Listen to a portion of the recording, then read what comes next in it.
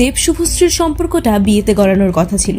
অনুরাগীরাও অধীর আগ্রহ নিয়ে অপেক্ষায় ছিলেন প্রিয় জুটির বিয়েটা দেখবেন।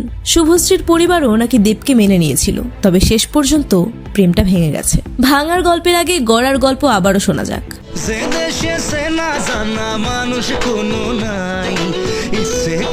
দুজনের বয়স কম, একের পর এক সিনেমায় জুটি বেঁধে অভিনয় করছেন। দর্শকেরা দেব শুভশ্রীর রসায়নে মুগ্ধ হয়ে আছেন। 2009 সালে জুটির প্রথম সিনেমা চ্যালেঞ্জ নির্মাণ করেছেন রাজ চক্রবর্তী। বলা চলে রাজ চক্রবর্তীর আশকারায় দুজনের প্রেমের গোড়াপত্তন ঘটে। ছবিটি ব্লকবাস্টার। এরপর আর পেছনে ফিরে তাকাতে হয়নি। পরাণ যায় জ্বলিয়া রে, রোমিও থেকে খোকা বাবু, একের পর এক সিনেমায় প্রেম করেছেন এই জুটি।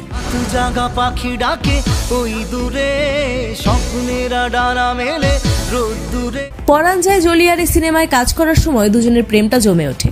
সম্পর্কটা পারিবারিকভাবেও গড়ায়, তবে বিয়ের আগেই সম্পর্কটা চুকে যায়। হঠাৎ কি হয়েছিল দেব শুভশ্রীর? মাখো মাখো প্রেমে ছেদ ঘটল কেন?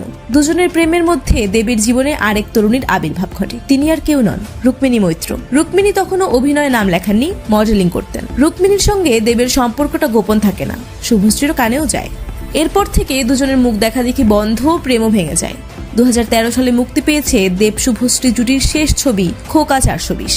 ভালোবাসার দাম তবু তোমার জন্য মনের দুয়ার খোলা যে রাখবো। প্রেম ভাঙার পর 2015 সালে ধূমকেতু সিনেমায় জুটি বাঁধেন দেব শুভশ্রী। ছবিটি প্রেমে ভরপুর। ক্যামেরার সামনে হারানো রসায়নকে জীবন্ত করে তুলেছিলেন তারা। 10 বছর পর ছবিটি আলোর মুখ দেখছে। এই মাসে সিনেমাটির মুক্তি ঘিরে দুজনের পুরনো প্রেম নিয়ে চর্চার শেষ নেই।